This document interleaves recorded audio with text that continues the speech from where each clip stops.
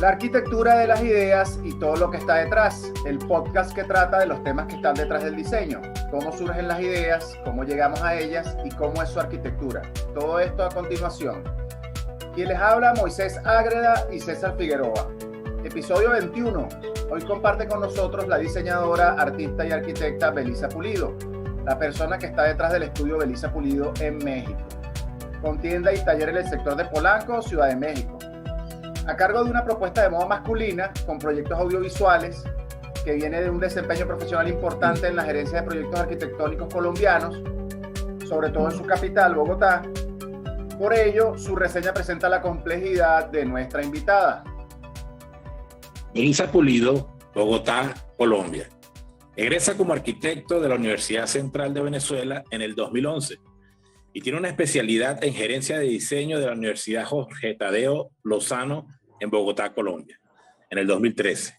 Es especialista en gerencia de diseño, con más de 12 años de experiencia en proyectos de arquitectura y construcción, industrial, institucional, comercial y hospitalaria.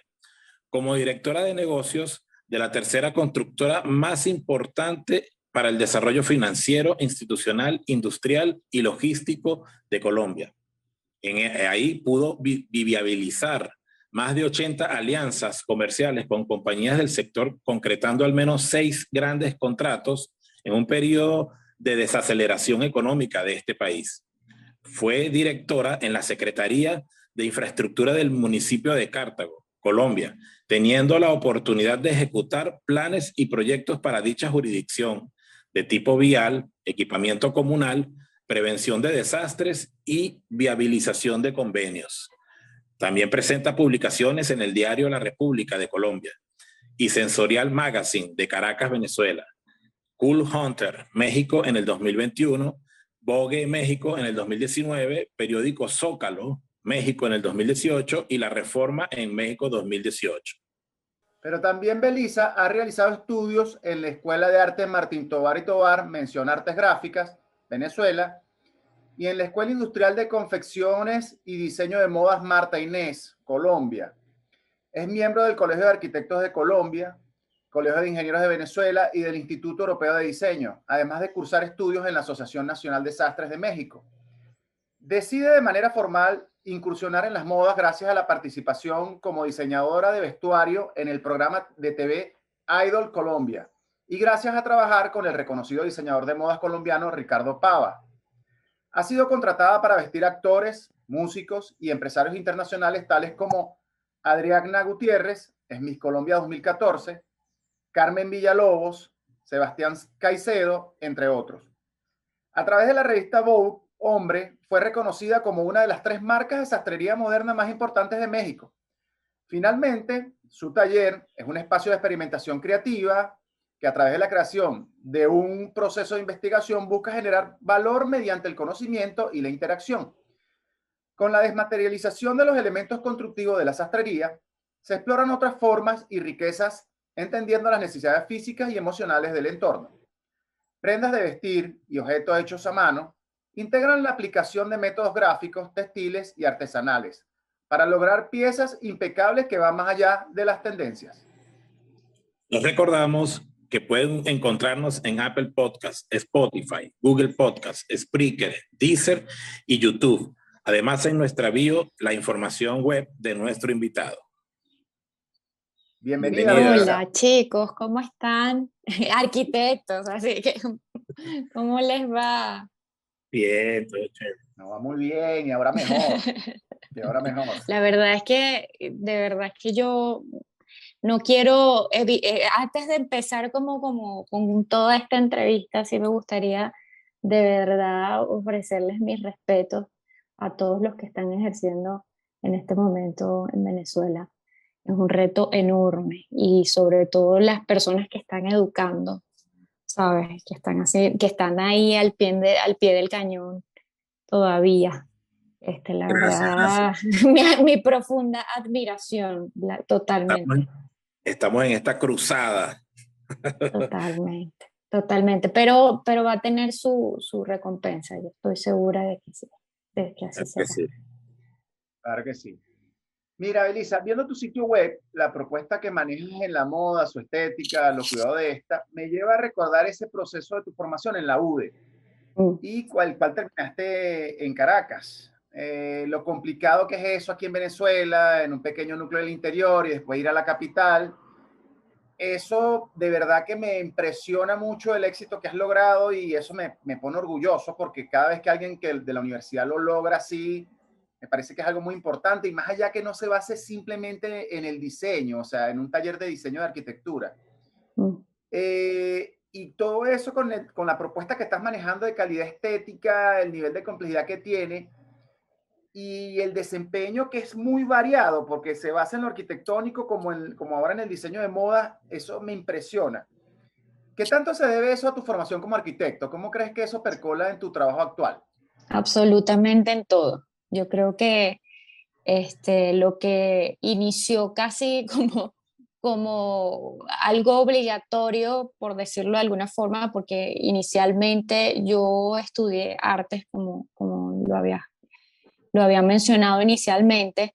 Yo empecé mi carrera, terminé en la escuela de artes y entonces luego, como me gradué muy jovencita, también quería regresarme a Bogotá con mi familia a estudiar modas, pero finalmente estaba muy joven, niña irresponsable, y me dio un poco de pánico y me regresé a Venezuela. Ahí fue donde mi mamá me dijo, mira, tenemos que tomar una decisión, vamos a ver, porque no te puedes quedar simplemente con artes y ya tienes que formalizar más tu educación y buscar más posibilidades, alternativas. Llegué a la arquitectura. Soy muy honesta, al principio, los primeros 3 semestres, la verdad, no estaba muy convencida de lo que estaba haciendo o de lo que estaba estudiando en la elección que había hecho. Ya luego, después del cuarto, quinto semestre, que es cuando te consigues esos padrinos de la vida, esos arquitectos que te marcan por completo. La arquitectura se volvió algo completamente apasionante para mí y ha sido determinante para todo lo que yo he hecho.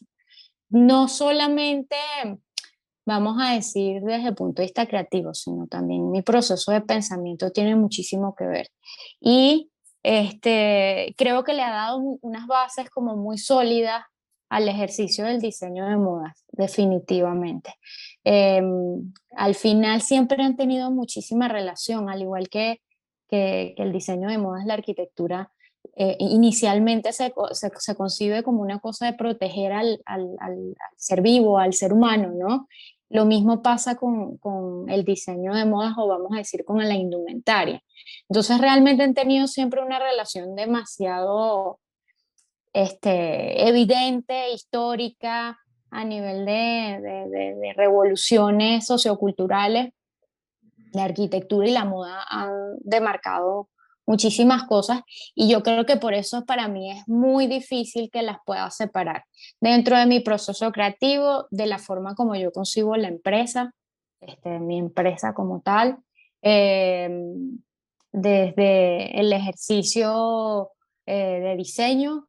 Y si te das cuenta, yo siempre hago alusión a esto. Yo siempre he pensado que el cuerpo es como un no lugar, lo que llamamos siempre en la arquitectura como los no lugares, ¿no? Y cuando vestimos, al final lo convertimos en un lugar, ¿no? Le damos una identidad y tratamos de crear, y a través de la identidad, dar un espacio a ese ser humano, ¿no? Entonces, yo creo que desde ese mismo momento yo no puedo desligar lo que es la arquitectura de mi proceso de diseño o como diseñadora de moda. Y en todo, o sea, en todo, porque además todo el tema de investigación me lo ha brindado la arquitectura, el ejercicio, este, como la disciplina, la curiosidad, los cuestionamientos, absolutamente todo ha demarcado la arquitectura. Qué bueno. Bien lo decía Carlos Raúl Villanueva, que la arquitectura era la ciencia donde convergen todas las artes, ¿no? Entonces, Absolutamente, y es indudablemente así. tiene que ver. Es así, no, y si te fijas, lo que decía, hay una relación para mí que yo no sé si es que yo trato siempre de buscar códigos en la sastrería que me recuerden a la arquitectura, pero la forma como tú patronas este, en la sastrería es muy parecido, o el ejercicio del diseño es muy parecido, porque empiezas a estudiar el entorno, empiezas a entender socioculturalmente qué es lo que está pasando alrededor, piensas en el individuo, piensas en sus necesidades, hay un tema de estética, de función, eh, hay un tema de composición. Cuando tú empiezas a patronar, en efecto, es como si generaras una planta, ¿sabes? Donde empiezas a organizar cada una de las piezas.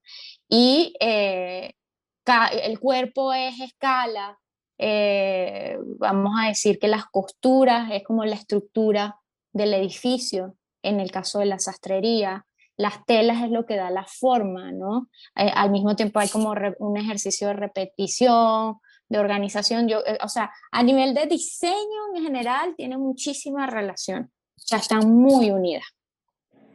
Excelente. Ahora entrando más en el mundo de la moda, ¿por qué decides diseñar moda masculina y no femenina? ¿Es acaso o sea, es normal vestir a la mujer y quizás el hombre es más complicado? Por qué te fuiste por ahí? Esta es una pregunta que me han hecho muchísimo, es muy recurrente. Ahorita tengo mucho cuidado siempre cuando voy a responder justamente esta pregunta, Sí, porque es por el tema de los géneros, sí, ¿no? esa está fuerte. Este, hay un tema que está como en discusión y que está en evaluación. De manera inmediata les podría responder que es una forma de que la gente se pueda ubicar muy fácilmente en el tipo de silueta que yo manejo, ¿no? Yo también hago sastrería para algunas mujeres, no para todas mujeres, pero vamos a decir que obviando pues la concepción de lo que creemos que es femenino, masculino, socialmente y sobre todo en una sociedad latinoamericana, en términos binarios, pues masculino y femenino, al final mi ejercicio lo que busca es ubicar rápidamente en el tipo de silueta y en el tipo de piezas, como entendemos. Ahora bien, ya obviando esa parte del tema de género, era algo obvio que iba a pasar. Siempre he pensado que sí, porque desde muy pequeña, para mí ha sido siempre muy llamativo la indumentaria masculina, esta indumentaria que concebimos socialmente hasta ahora como una indumentaria masculina, con pantalones, saco, camisa, etcétera, etcétera. Pero adicionalmente, vamos a decir, mi tía bisabuela, mejor dicho, era una sastre de profesión, la cual no fue muy reconocida en sus años mozos, porque bueno, para esos tiempos no existían mujeres sastres.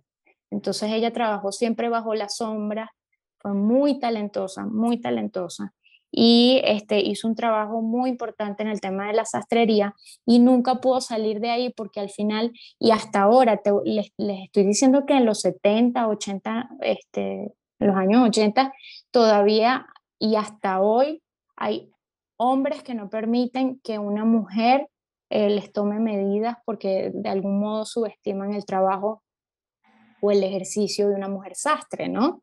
¿Y cómo hace eso en Entonces, México? bueno, ahí es donde les digo, esto ha sido un trabajo muy interesante, justo, este, porque además de que en efecto el género masculino, como lo concebíamos hasta ahora, me ha llamado siempre mucho la atención, de hecho desde muy pequeña, casi que mi papá siempre me saludaba como, ¿cómo está mi niña, niño? Por mi estructura mental, por la forma de vestir, por mi carácter, etcétera, etcétera. Entonces, hay una parte ahí como medio genética de nacimiento, de recorrido, pero además me he rodeado siempre de muchos hombres, siempre, muchísimo, siempre, siempre, todo mi entorno inmediato, siempre grupos de amigos y la mayoría son hombres, ¿no?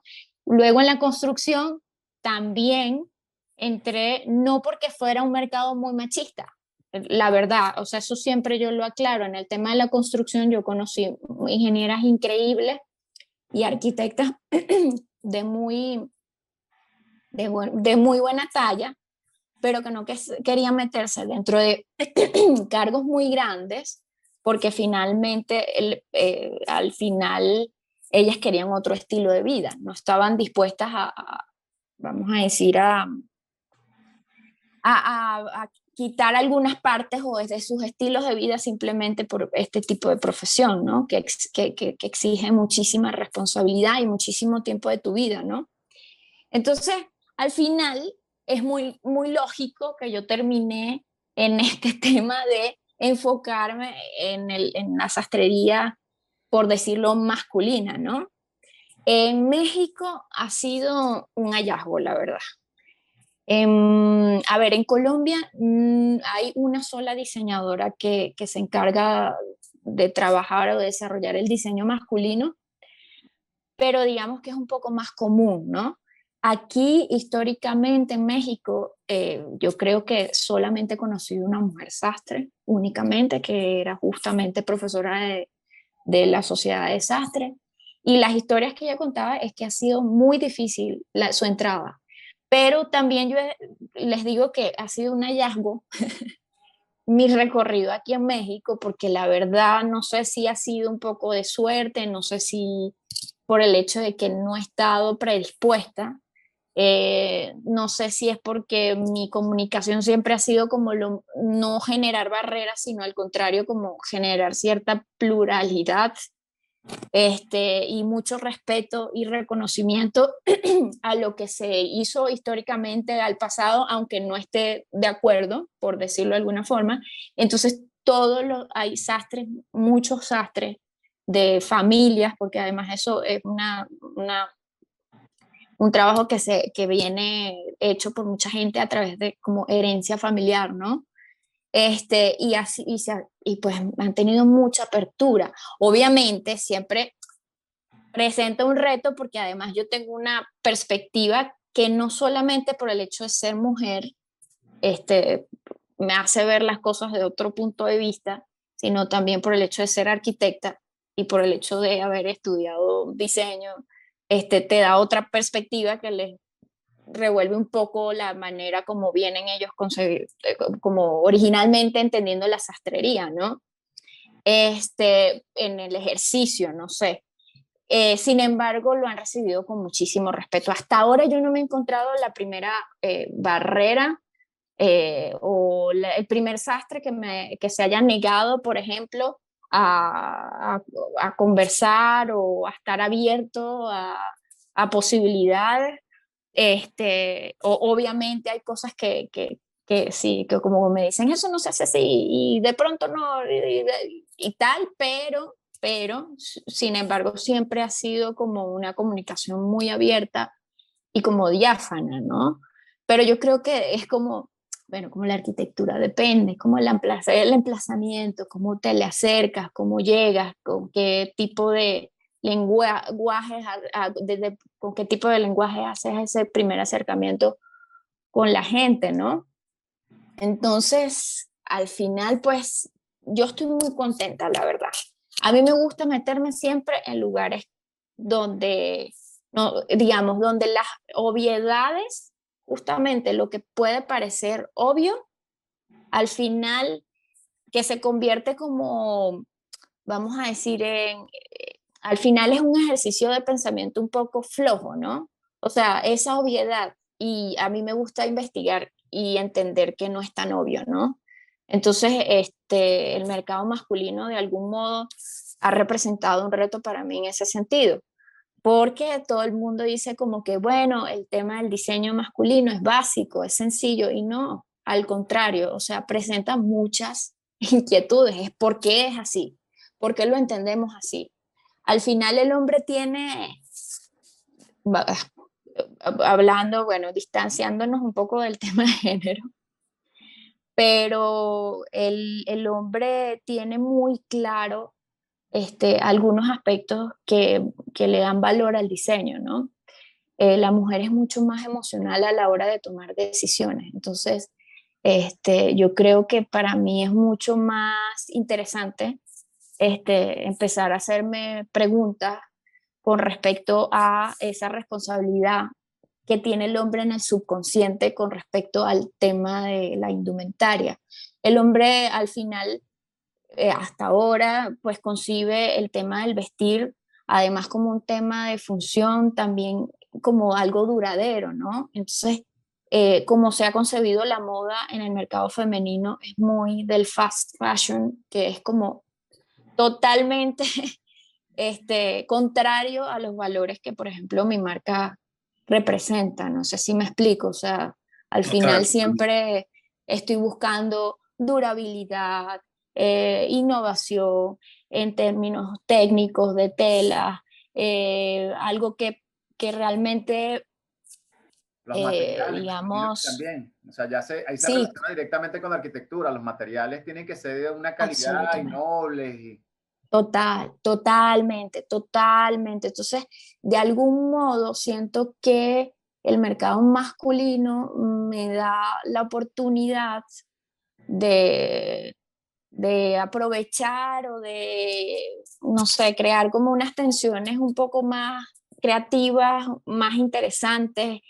Este, a mí me da muchísima risa porque mucha gente llega y me dice, mira, pero es que no, él se pone lo que sea. Y yo le digo, no, eso no es así. Yo no, por lo menos, al menos, aunque sea una camisetica, ovejita, ustedes saben que eso es lo que van a usar durante muchísimo tiempo porque hay un tema de corte, de caída, de tela, de configuración de camisa, que ustedes saben que eso es lo que los hace sentir cómodos, saben que les sale de buena calidad, o sea, no se van a vestir emocionalmente, que eso es lo que yo digo que me pasa mucho con el sector, vamos a decir, femenino. Hay un universo de posibilidades grandísimos en el sector femenino. Tú puedes hacer de todo, accesorios, puedes hacer faldas, puedes hacer, en la parte inferior hay un montón de combinaciones. En el cambio, en la parte de hombres siento que no se ha investigado, siento que es un campo todavía muy primario, a pesar de que hay un interés en este momento de un cambio de mentalidad. El hombre se está preocupando un poco más, se está interesando un poquito más en el tema de la moda, pero no se ha investigado para mí lo suficiente. No se han hecho las preguntas no se han hecho las preguntas que deben ser, y como les digo, a mí creo que para mí representa un reto meterme en un espacio pequeñito y entender cuán grande puede llegar a ser, ¿no? Entonces, esa sería la razón por la cual yo decidí meterme en el tema masculino, ¿no? Mira, y yo creo que, y definitivamente, yo creo que esa formación en la Escuela de Arte Martín Tovar y Tovar Mm, quizás influye un poco en ese tema de crear esas confecciones que sean duraderas y que no tengan un tiempo finito, ¿ok? sí, Porque correcto. si vamos al final, pues el arte es atemporal, pero la moda sí tiene su tiempo finito, ¿sí me entiendes? O sea, la moda tiene un tiempo establecido, al cambio el arte sí permanece, entonces quizás yo creo que por ahí va la cosa, por ahí va la cosa. Igual yo creo que también eh, vamos a decir, los tiempos han cambiado muchísimo, ¿sabes?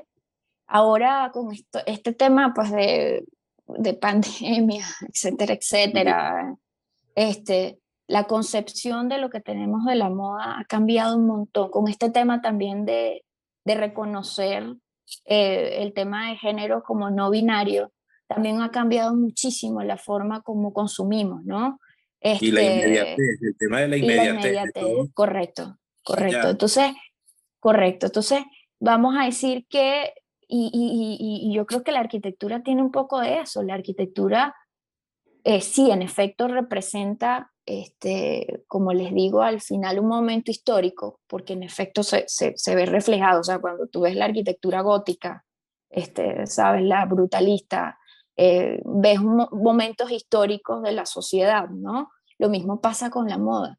Sin embargo, yo creo que a pesar de que representa momentos históricos, no puede, su función no puede ser solamente determinada por ese momento histórico, ¿sabes? Al Correcto. final, o sea, su repercusión tiene que ir mucho más allá. Y sí, entonces tiene que ver un poco con el arte, pero también siento que en la arquitectura hay un poco también de eso, ¿no? Y eh, yo hasta ahora, como que como principio fundamental de hacia dónde quiero llevar la marca, es justamente generar piezas que sean un poco más coherentes con el momento en que estamos viviendo, en esa reducción de consumir y consumir y consumir y consumir. Y ojo, soy muy responsable con esto porque tampoco es que yo ando súper hippie, porque finalmente tengo que hacer una marca que sea sostenible económicamente hablando. Pero Claro. los valores con los cuales la marca se fundamenta para generar una sostenibilidad a lo largo del tiempo desde el punto de vista económico, no quiero que sean, digamos, esos valores atrofiados que al final hablan de una economía que al final les está caducando. O sea, ese tema, como veníamos concibiendo la economía hasta yo creo que ya está terminando. Ya estamos como a puertas de otro tipo de economía al final. Él lo exige, sí, la sociedad, lo exige el planeta, lo exige, y ojo, sin ánimos de sonar hippie, porque, Claro, claro, claro, claro, claro. porque soy muy Preguntita. responsable con eso. Este, pero tú venías de una práctica profesional justamente basado en el tema financiero, creo, Ajá. Sí. y dejaste todo eso atrás para meterte en la moda. ¿Qué pasó ahí? O sea, yo digo, o sea, eso que Sí, hablas de los negocios en Colombia y de sí, lograr sí, una sí. serie de negocios y de repente, ¡plop! Y te fuiste por el lado de la moda. ¿Qué pasó ahí? Correcto, correcto. A ver, yo inicié la marca de moda desde Venezuela, ¿sí? Ahí seguía yo trabajando con arquitectura, me fui a Bogotá y bueno, se me siguieron abriendo como las puertas en el sector construcción, por decirlo de alguna forma. Y una vez cuando tú empiezas a crecer dentro de vamos, de tu especialidad como arquitecta, hay un punto de no retorno, ¿sabes? Y deja de ser el ejercicio tal como lo concebíamos en un principio, no sé, como de pronto en la facultad te enseñan qué es la arquitectura, que afortunadamente es así, porque también forma parte como de esa evolución y del entender el ejercicio del arquitecto, ¿no? Sin embargo, cuando empiezas en ese punto de no retorno, que empiezas a crecer, como arquitecta, te empiezas a desligar de la verdadera esencia de la arquitectura. Entonces, empiezas a pegarte una cantidad de valores que realmente empiezas a cuestionar también, porque hay un cierto grado de conciencia detrás de tu cerebro que te dice, pero ¿por qué? ¿Pero por qué es así? Pero no necesariamente. Entonces empiezas a tratar de jugar con variables, entonces empiezas a decir, bueno, y te tiras una de valiente y dices, bueno, yo hago más, hago muchísimo más como arquitecta con cierta ética dentro del sector de construcción que simplemente aislándome. Y empiezas a tratar una lucha constante, a entender cómo desde el punto de vista financiero también hay un poco de creatividad, cómo empiezas a jugar con los proyectos y al tiempo con la concepción de los mismos y tratar de llevar a los desarrolladores y a quienes tienen la inversión puesta en esos proyectos a llevarlos por el camino del bien, como quien dice, y además porque tienes las herramientas para poder llevarlos por el camino del bien, porque entonces aprendes a jugar con su lenguaje y te vas perdiendo. Y te vas perdiendo. Entonces Y te ahí era perdiste el donde... camino del bien. Te perdiste el camino del bien tratando de no irte por el camino del mal. Totalmente, pero es algo inevitable y no te das cuenta. Entonces empiezas, yo me amarré y empecé a tener como mi desahogo creativo y un poco más inmediato, porque además los proyectos de construcción tienen una duración a veces eh, larguísima. O sea, por más inversión, por más equipo que tengas a disposición, que es maravilloso y súper asertivo, estás manejando unas variables inmensas que tienen que ver con un entorno económico, tienen que ver con temas de normatividad, tienen que ver con temas medioambientales, o sea, empiezas a manejar una cantidad de variables enorme. Entonces dices, ¿sabes qué? Necesito oxígeno de todo esto y yo sigo ejerciendo el tema de modas, pero a escondidas. Entonces era muy loco porque tú me veías en la corporación haciendo mis juntas y trabajando con equipos interdisciplinarios de los cuales además aprendí un montón, y tratando de llevar los proyectos por el camino del bien. Y en la noche, entonces a escondidas, siempre trabajando con el tema de la sastrería y tratando de reconciliarme con el tema creativo. Entonces yo decía, pero ¿por qué? ¿Por qué tiene que estar tan desligado una cosa de la otra? Y siempre tratando de que nadie se da cuenta con el tema de modas que yo estaba haciendo arquitectura para que no dijeran que mi creatividad o mis ideas eran completamente débiles porque no estaba, digamos, dedicada al oficio por completo. Y en arquitectura siempre escondiendo lo de la sastrería para que no dijeran que es que yo no era una profesional integral que estaba 100% dedicada a la arquitectura. Entonces, era una situación súper loca. Al final, ya cuando me di cuenta que había un punto de no retorno donde ya no se trataba de inversión, ya no se trataba de el equipo interdisciplinario, que si era bueno, que si era malo, que si era el ingeniero, que si no era el ingeniero, que si era que yo no estaba ganando suficiente y me cambiaba de empresa, o una inconformidad que yo no entendía de dónde venía.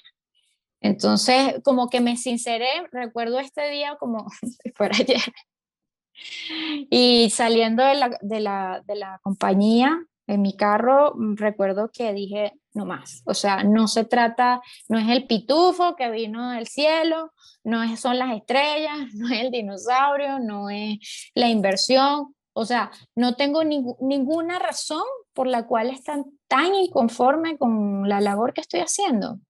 El problema no es esto, el problema soy yo. El problema es que me estoy perdiendo en este mar de cosas por un tema además de ego, porque también me hice consciente que como me iba muy bien en ese medio, dije, o sea, me perdí y no me di cuenta. Y me estaba llenando de excusas, simplemente porque no terminaba de reconocer que al final estaba faltando a ciertos temas éticos que para mí eran importantes y que me estaba alejando de un ejercicio individual muy importante. Entonces, ahí dije, no, ¿sabes qué? Voy a renunciar. Obviamente, un mes antes avisé a la compañía, eso fue un caos. Eso fue un caos porque además teníamos proyectos realmente importantes donde, vamos a decir, no se podía decir a los clientes que yo iba a abandonar los proyectos, etcétera, etcétera. Traté de dejarlo lo más organizado posible e inmediatamente cuando avisé a todos los gerentes de cada disciplina y todo el tema que me iba a ir de la compañía, todos inmediatamente, ¿por qué te vas? Si tu carrera está en ascenso, este es el momento, mira la edad que tienes, o sea, si estás así a esta edad, pues, y yo no sabía qué responderle. El mundo. Me decías que al final quisiste ser, ya te pusiste coherente pues con lo que sentías Sí. y te enfocaste. Y te enfocaste. Sí, Pero sí, tú sí. sabes que yo creo que la abuelita hizo su trabajo ahí. Que tu abuela estaba llamando, mira, No, no, es que Ah, definitivamente yo necesitaba, ¿sabes? Como darle un respiro porque además me causaba como muchas contradicciones en verdad con ese tema, ¿sabes? De pensamiento plural que tiene la arquitectura y ese tema de investigación que es como tan profundo que al final a veces ni siquiera, sí, en efecto hay un objeto o un objetivo en tu proceso como de diseño, ¿no? Pero que finalmente se puede convertir en un motivo para más, ¿no? Para abrirte un universo de muchísimas más posibilidades. Y en el caso de, pues de lo que estaba haciendo, vamos a decir, en estos proyectos, al final o sea, terminaba siendo un tema de cero mata cero, los números, y me horrorizaba además la realidad de ver cómo los desarrolladores al final eran hacedores de ciudades y cómo se tomaban esas decisiones. Era nefasto. Entonces, no se trataba en el sector público, no se trataba del sector privado, porque estuve en el sector público, estuve como secretaria de infraestructura del municipio y ahí traté de hacer lo mejor posible en mi ejercicio, en términos como de viabilización de proyectos que realmente tuvieran como un ejercicio de diseño sustancioso, ¿sí? Pero no se trataba de eso. Entonces ya al final, pues dije, chao, ¿sabes qué? Me tengo que reconciliar, no sé cómo va a ser el medio. Si sigo con el tema de construcción, probablemente me vaya a enviciar otra vez con el tema de dinero y me vuelva a desviar por el camino del mal. Entonces necesito empezar de cero y ya de otra manera. No, además, no negando una cosa que ya existe, que es una realidad, y ahí fue donde dije, bueno, también el diseño de modas me ofrece la posibilidad de manejar estos temas como un proyecto, me ofrece la oportunidad de investigar, de profundizar, etcétera, etcétera, y de tener una metodología y bueno, en fin, un montón de cosas locas que al final son pañitos de agua tibia, este, pero terminaron respondiendo justamente a entender que mi problema no era la arquitectura, no, mi problema eran las circunstancias en las que estaba con la arquitectura. Entonces, porque al final también empiezas a entender que para poder tú hacer el ejercicio de arquitecto, te enfrentas a una realidad y es que o eres de esos arquitectos que se casan con judíos y pueden hacer lo que se les da la gana, o, o vienes de familia y puedes montar tu estudio de la arquitectura bajo esas condiciones, como entiendes la arquitectura, como en su manera, y suena horrible, pero es así. O simplemente si quieres no ser profesor y ya, y quieres además, en verdad, quieres comprometerte con el ejercicio del diseño, pero de una manera que lo puedas materializar, entonces tienes la posibilidad de encadenarte también en este tema, el tema financiero, no sé qué, y dices, no, no, no, ¿sabes qué? Chao, no, voy a ejercitar esto y voy a ver en qué termina esto. Y terminó en algo que me terminó conectando nuevamente con lo que pues yo siento que es la arquitectura y el diseño. Entonces, Perfecto, perfecto. excelente.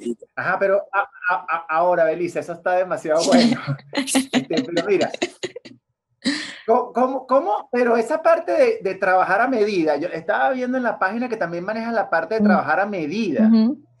De paso, para gente famosa, eso es delicadísimo, es tan delicado como las finanzas. Yo lo veo que eso es súper sí, delicado también. sí, bueno, es que ya el ejercicio de hacer una empresa de diseño de moda en tiempos que son bien retadores desde el punto de vista socioeconómico,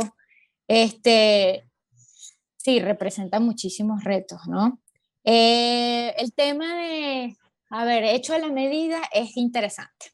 Yo lo defino como la droga más sublime y, y más, como dicen en Venezuela, más no sé, más fuerte, más cabilla, es un trance súper fuerte, Sí. súper, súper, porque es un shot de adrenalina que puede durar un mes y hasta 3 meses en trance, ¿no? Yo siempre hago el ejercicio, le digo a la gente, mira, yo no necesito ninguna droga porque simplemente yo me meto en uno de estos proyectos, de hecho la medida, y es literal como si estuviera en drogas porque además necesito aislarme, necesito pensar en cada uno de mis clientes como si fuera algo totalmente individual uno del otro, necesito entender como su universo, necesito entender muchísimas cosas para poder lograr sus piezas y teniendo ciertos retos en efecto, y es el hecho de que a mis clientes nada les sorprende, ¿sí? Tienes que partir por ahí. Que nada les sorprende, todos lo han visto, han viajado por distintas partes del mundo, conocen súper bien el tema de la sastrería, entonces obviamente tienes que buscar la manera de, en efecto, lograr un poquito el tema sorpresivo y que de verdad se lleven algo muy especial, ¿no? Entonces, además de manejar como todo ese tema, vamos a decir, superficial, también hay un ejercicio con mucha disciplina. Ahí no se presta para equivocaciones, tú no le puedes meter ninguna labia, no te puedes poner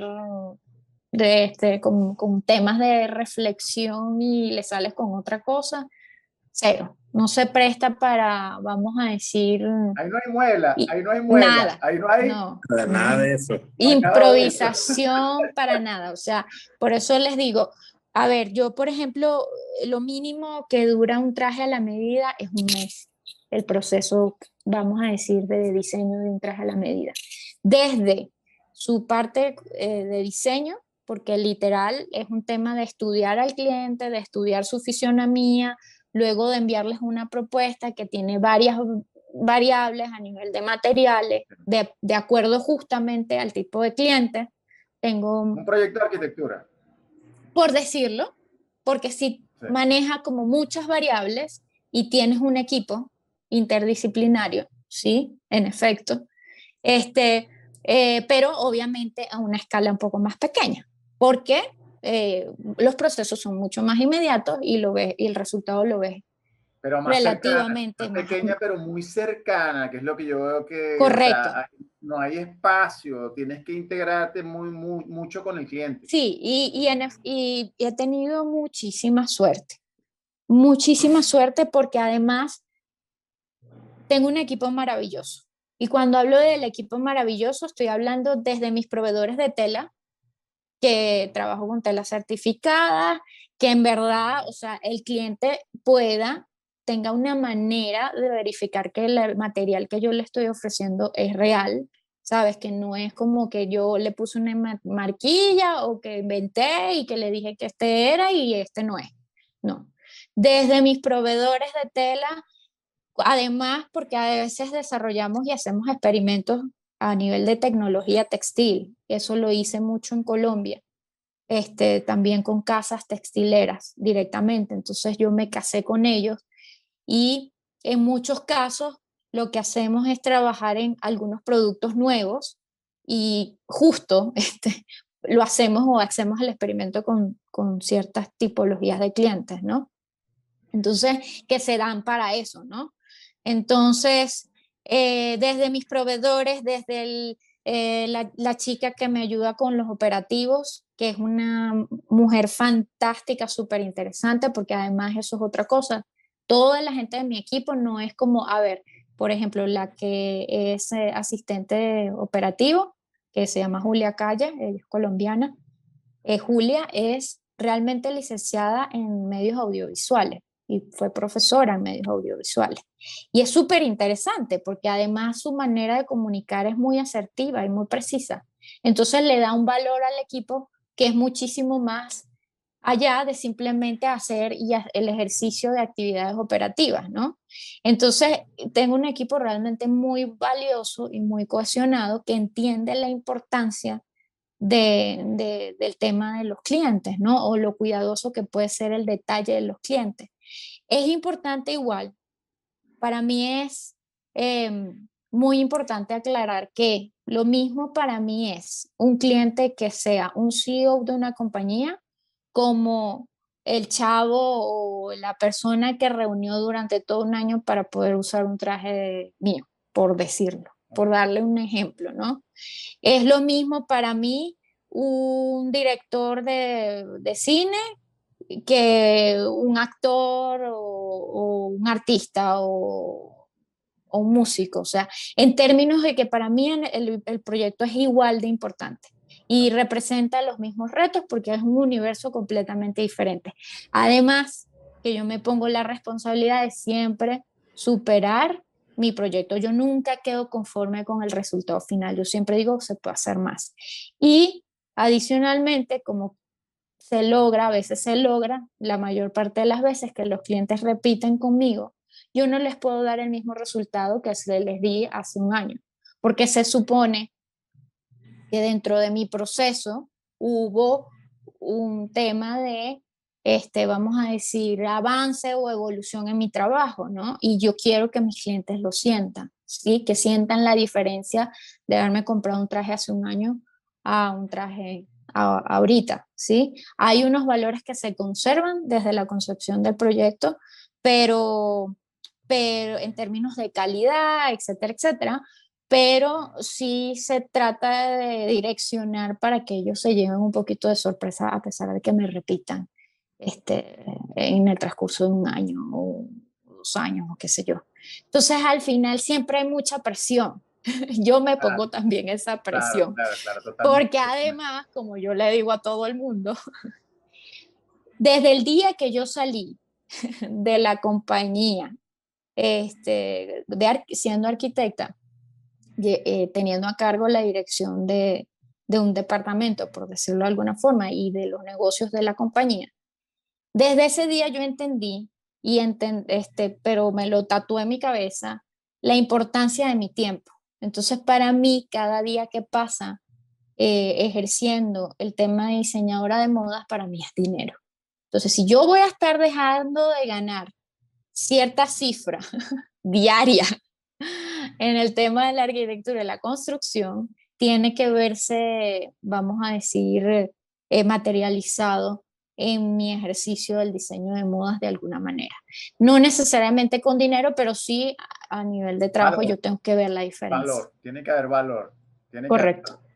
Oíste. Y Mira, Belisa, hablemos ahora de cuando tus ojos son mis ojos.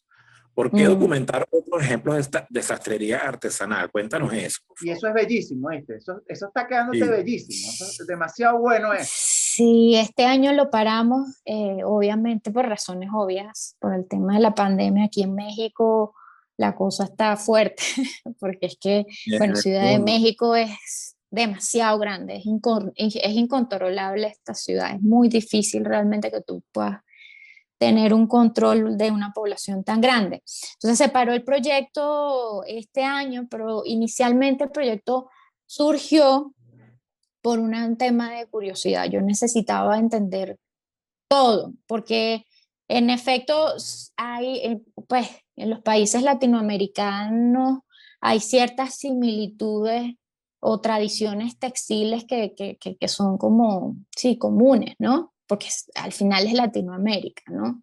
Pero quería entender y en ese proceso de entendimiento conocí a dos chicos que estaban estudiando para cine, que de hecho ya se graduaron. Y me dijeron, Vela, vamos a registrar ese proceso de investigación que tú estás haciendo, porque al final es muy interesante.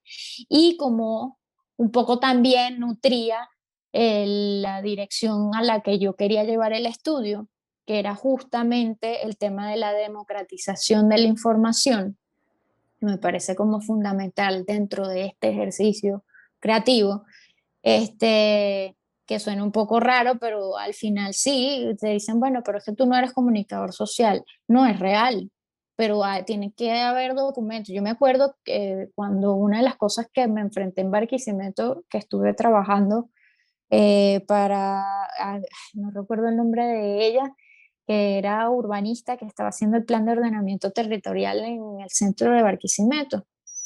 estaba trabajando con el centro. Es una María del profesora Socorro. bellísima, María María del del Socorro. Socorro. Ella es una bella. Recuerdo justamente que yo empecé a hacer un documento que hablaba sobre las fachadas y le daba nombre justamente al tema de las fachadas, porque no había ningún registro histórico, todo estaba como muy suelto. Y siempre me ha pasado que a los proyectos no se les da continuidad justamente porque no hay una memoria, no hay nada que lo registre. Entonces, al final pierde mucho valor y pierde el valor del trabajo de las personas que estamos en este momento tratándonos de abrir paso en algún área, en cualquier área que sea, ¿no? Entonces, eh, quería justamente que quedara eso para que pudiera servir a quien fuese, ¿no? Este, bueno, me lancé con el proyecto y también mostrando las caras y las manos de esas personas que finalmente son las que mantienen la tradición, ya sea sastrería, textil, de bordado, etcétera, etcétera. Son los que casi bajo la sombra prácticamente conservan todas esas tradiciones. Entonces me parecía que darle valor y también para que la gente entendiera cómo como diseñador uno tiene cierta responsabilidad sobre el entorno. También es mi postura medio ponqueta para decir, vengan diseñadores, no me vengan con esa labia de que, porque ahora han agarrado y soy muy franca con esto y me molesta, me irrita que lo agarren como un tema comercial de estamos integrando ciertas comunidades, pero no le dan cara a esas comunidades con las cuales participan para sus proyectos de diseño, no les dan cara, no les dan la importancia y tampoco les dan voz. Entonces simplemente los usan para como un medio de mercadeo que me parece nefasto, porque merecen un Totalmente. respeto. Sí. Entonces, cuando tus ojos son mis ojos, no sé, veámoslos como una expresión punk contra ciertas posturas en el tema del diseño, pero también para generar información que me parece súper importante y que sobre todo ahora es lo que se va a valorar y yo creo que es como los prospectos de la nueva economía que no se basa en el tema fósil, sino se basa en la información, en los datos. Y Claro. también un poco, porque al final para mí es muy, sí, nutre muchísimo mi trabajo, ¿no? El conocer dónde estoy, qué estoy, cuál es la memoria histórica. Este, y eso también de algún modo, es lo que les decía ahora, ha generado cierto respeto dentro del entorno porque se han dado cuenta que yo no he llegado como que, bueno, ajá, yo soy la diseñadora, soy mujer y soy jovencita y llego acá a ajá, me tienen que aceptar porque, bueno, yo A soy Belisa imponerme. Pulido. Llego aquí a Sí. imponerme. Ajá, no. Esto es mi muestra de respeto en el entorno en el que estoy. Es mi manera de decirles gracias, no, o sea, por mantener esto que ahora a mí de algún modo me nutre y me sirve, ¿no? Para determinar la Claro. dirección de mi proyecto. Y sí, es mi manera como también Claro, de agradecer. y, y- y- y ahí también nosotros veíamos que cuando nosotros empezamos este proyecto, también vimos eso de que siempre se ve algo como muy particular y no que hay un gentío haciéndolo y que debemos más bien manejarnos y ayudarnos a sumar para que puedan surgir las ideas de otros. Siempre va a haber gente para poner peros, es lo que yo veo. Entonces, Mm. nosotros dijimos, pues no, vamos a ayudar a que el otro se desarrolle también. Absolutamente, Pues, absolutamente. Y es un tema que es bien delicado, que bueno, justo lo iba a decir más adelante. Es muy importante y esto es algo que no te enseñan en la academia, en verdad. En arquitectura y en los diseños en general, el ejercicio es muy individual. El ejercicio del pensamiento es muy individual. Y es terrible porque no permea, no entra y no sale. Entonces, ¿cómo pretendes tú, digamos, innovar o formar parte de ese desarrollo productivo realmente, que es otra parte del diseño, si no permea nada, si no entra y no sale nada, ¿sí me entiendes? O sea, al final, si tú quieres hacer algo diferente, probablemente tu recorrido va a ser que tú te distingas de todo el mundo, pero porque hay una carga, no sé, histórica en tu vida, en tu ADN, que sí va a diferenciar tu trabajo de cualquier otro, ¿no? En mi caso, pues, yo naciendo en Colombia, criándome en Venezuela, ahora viviendo en México, me da ciertas particularidades que me dan, por decir, cierta identidad, o no identidad, pero me da cierta firma, por decirlo de alguna forma. Pero no se trata del conocimiento que yo adquiero o no, porque al final también la manera como tú absorbes ese conocimiento es diferente para todo el mundo. Entonces, ¿por qué negarse o por qué renunciar a crear esas tensiones a nivel de comunicación? ¿Sabes? Porque negarse a compartir información o a recibir información. O sea, no sé si se puede decir esa palabra, pero es completamente estúpido pensar que el diseño realmente... Se puede decir esta grosería aquí. Ok, puedes decir grosería, puedes Pueden sentirte decir cosas libre pero peores. de sí. decir grosería y de etiquetar eso como tú quieras. Pero no, en verdad, o sea, sinceramente no, yo no creo, porque además una de las cosas más valiosas que yo entendí justamente de la gerencia del diseño y de las cosas que más valiosas me quedé del tema de la construcción es que todas las disciplinas eran muy importantes y que Claro, justamente esa comunicación entre las disciplinas, sin irse tampoco a lo poético, siempre va a haber competencia, eso es una realidad, somos seres claro. humanos y somos como animales literalmente, o sea, al final siempre va a existir una competencia, pero o sea, el tema de la información no debería ser un tabú, es a lo que me refiero y eso es lo que yo quiero lograr con el tema de, bueno, quería lograr en su momento hasta que empezó la pandemia con el tema de cuando tus ojos son mis ojos. Qué bueno, excelente, excelente propuesta.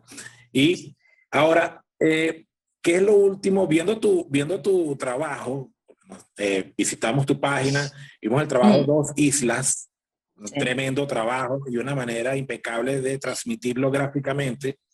¿Qué es lo último que trae esta propuesta? ¿Y qué hay detrás de esa propuesta? Sí, Dos Islas es un proyecto que se hizo, es un proyecto de investigación que se hizo durante 9 meses, que empezó el año pasado, justo con el inicio de pandemia, en febrero. Este, Empezó yo me reuní con profesores de la facultad, con Cristóbal Mendoza de la Facultad de Arquitectura, pero siempre como mis ejercicios de proyectos, siempre sé que voy a hacer un proyecto, pero no sé de qué va a ser. Siempre es como pregunto y converso con la gente y veo qué posibilidades hay, no sé qué. Y empecé con un ejercicio, tenía un tiempo atrás trabajando con el tema o investigando sobre el lino. Aquí en México se usa muchísimo el lino y se produce mucho lino, de hecho.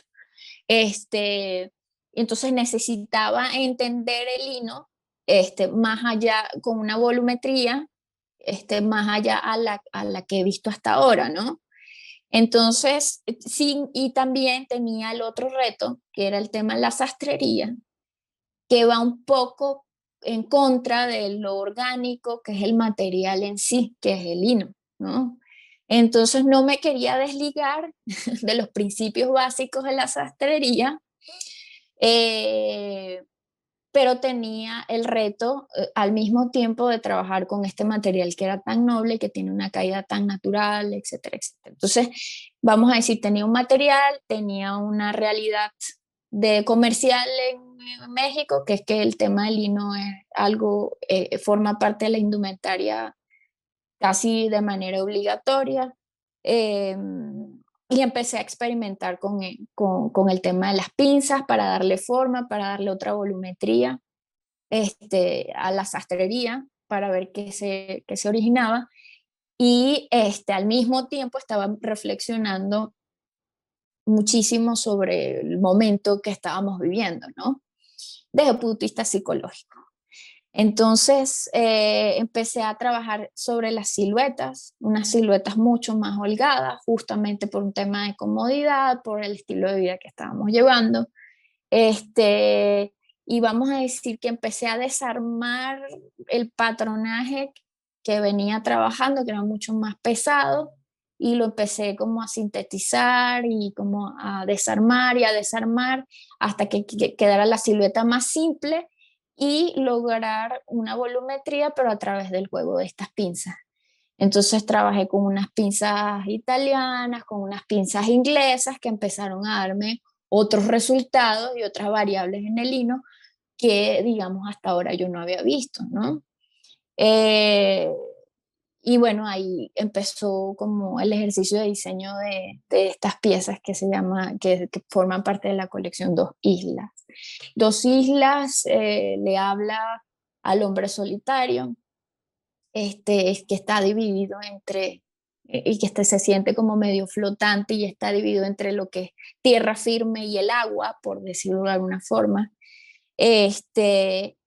Y un poco las pinzas que empiezo a trabajar en toda la silueta de la colección, justamente empieza a jugar con estos variables de 2, de 3, en términos de proporciones de lo que me ofrecía la palabra y lo que representaba psicológicamente el tema de Dos Islas. En cuanto a paleta de colores, vamos a decir, este tema de Dos Islas siempre la gente lo relaciona automáticamente con un tema costero, pero más hacia el trópico, y no. Esto es como mucho más hacia, es más británico, es más hacia las costas australianas, entonces por eso el tipo de paleta de color es muchísimo más como fría, por decirlo de alguna forma, no es tan cálida, no es tan tropical, justamente. Es Esta como recalcar colección, eso del aislamiento, ¿no? Del sí, aislamiento de la isla en el mar. Eso correcto. estuve leyendo y me pareció maravilloso. Correcto, correcto. Es que eso es otra cosa. Hay temas psicológicos y medio surrealistas con los que yo juego en mi cabeza a la hora de diseñar. Y bueno, como les digo, siempre tema interdisciplinario en mis conversaciones, también con mi terapeuta. Entonces empezaba a pensar en estos temas y también en el tema de concebir el género como no binario. Empecé a pensar en la silueta de la sastrería, como, pero no, digamos, en función a un patronaje netamente masculino, sino también planteándolo qué pasaría si una mujer lo usa, cómo hacemos para que, digamos, se pueda flexibilizar esa silueta. Entonces, y empecé también a plantearme temas funcionales de la figura masculina. Entonces, por eso tú vas a ver que las pinzas están en los brazos, porque además el tema, los brazos es un tema, es un reto a nivel de la línea pretaporte o de tallas, porque hay hombres que tienen los músculos más desarrollados en ciertas áreas que otros tienen menos espalda, otros tienen más espalda. Entonces yo quería como jugar con esa silueta a modo de acordeón y justamente como que todo este universo de cosas se terminaron fluyendo en función a esta colección que está representada por 9 cambios aproximadamente y que en efecto pues me dio un resultado muy gratificante, pero que no se terminó ahí. Probablemente este año mi proceso de investigación vaya a evolucionar en función, no sé si al lino, no sé si a las pinzas, no sé si al tema del material o de las proporciones, pero seguramente van a ver una versión un poco más evolucionada, al menos eso yo espero. Si no, bueno, nos estancamos y volvemos otra vez, pero Perfecto, perfecto, perfecto. eso espero, sí. Mira, Belisa, de verdad que el tiempo contigo se hace demasiado corto, ¿no? Dios mío, Y perdón, deberíamos hacer extendí. Yo creo que vamos a tener, en el futuro te vamos a volver a tener en nuestro programa para un que segundo capítulo, desarrollemos. sí.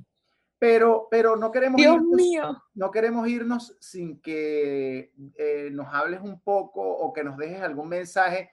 O sea, ¿qué puedes decirle ahora a la gente que incursiona en el mundo del diseño? ¿Cuáles crees que serían algunos puntos importantes a considerar a la hora de que uno planifique ese mapa desde su carrera creativa? Si eso se puede dar, pues, o sea, ¿cómo me enfrento yo con todo este tipo de dificultades y momentos de cambio que hay? Nos quedan 8 minutos, pero yo creo que Voy a tratar. puedes decirnos algo que al final se convierta como en esa opinión para esa gente que de repente esto le ha pegado muy duro llevar una compañía o su trabajo en este momento. A ver, le voy a hablar a la gente que de pronto está estudiando o que está... El ser diseñador no se hace en un día. Esto es un ejercicio constante. Esto tienes que estudiar muchísimo. Tienes que conservar la curiosidad constantemente y nunca puedes dar por sentado que ya lo sabes todo. Es nefasto para la profesión y para tu labor. Que tengan siempre presente que saber operar un software no es suficiente y no te hace diseñador. Que siempre se busquen apadrinar, a pesar de que se pueden sentir muy solos en términos ya sea empresariales, como en la carrera, como en tu profesión, en el ejercicio de tu profesión, en una empresa, siempre busquen a una persona que los pueda guiar. Eso es fundamental, que admiren, que respeten y a medida que van ejercitando el tema como aspiracional, por decirlo de alguna forma, que sirva como un espejo para ti, tú vas a encontrar un camino, un lenguaje y una identidad.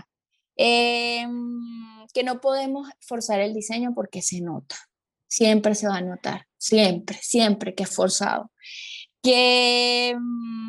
A ver, que tengan mucho cuidado con las referencias, también porque también eso se nota.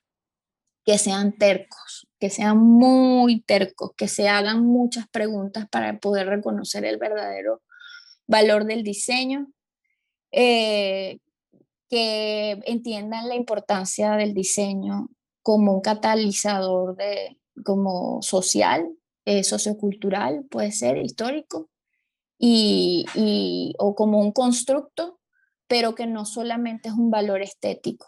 Que pensar pensar que el diseño es un valor estético solamente y función es mediocre. O sea, automáticamente te hace un diseñador mediocre si crees que el diseño está reducido solamente a eso. Que no minimicen el diseño con base al resultado, nada más. Porque eso simplemente se puede, o sea, el diseño al final puede ser un medio para muchas cosas más grandes. Eh, y bueno, que piensen que el diseño es una actividad que está relacionada como, como una generadora, como un generador de desarrollo, de transformación, que a través de los imaginarios y de la creación se pueden crear valores emocionales, funcionales y de innovación que pueden de verdad beneficiar a una sociedad. Tienen que entender de verdad la responsabilidad que tienes tú como diseñador. Yo sé que puede sonar a labia y puede sonar a que estoy tratando de darle más profundidad a esto, pero sí, o sea, el diseño te da una herramienta enorme para la innovación. Y la innovación es muy importante dentro de nuestra sociedad. Que se mantengan muy enfocados en el tema social, sin contaminantes de posturas políticas radicales, porque Muy eso, importante eso. sí, porque eso lo que hace es causar barreras económicas y también intelectuales, y comunicativas, obviamente. El tema de Sociales, permear es claro. muy importante, sí, total. que disfruten cada parte del proceso, lo que les decía, en ese proceso de estudio, de investigación. La situación está difícil para todos, pero esto al final, si ustedes tienen una naturaleza creativa, justamente las limitaciones es lo que les va a permitir ser vamos a decir, ese ejercicio creativo más afilado, ¿sabes? El encontrar algunas alternativas a esas soluciones. Cuando tú estás cómodo, olvídate. Sí, estás muerto. Estás muerto. Belisa, yo quisiera ser diseñador y escogerte como mentor, que se nota la pasión que tienes en el oficio y el compromiso que tienes con él. Excelente, Belisa. No, y algo, no, importantísimo y que ha sido fundamental para forjarme un recorrido. No menosprecien ninguna disciplina. No digan que los ingenieros son un asco, que el contador es muy básico. La verdad, en serio, no se imaginan el universo de posibilidades cuando tú entiendes esto desde un punto de pensamiento plural, en serio. Y ya. Perfecto. Agradecido. No, agradecidos a ustedes, les mando un abrazo grandísimo y bueno, estamos a la orden desde México para lo que necesiten. Hoy hablamos con Belisa Pulido sobre arquitectura, diseño de moda, su proyecto personal 2 Islas. Y bueno, un sinfín de cosas de ética, de moral, de compromiso social. Hoy hablamos mucho con Belisa, nos encantó hoy este programa.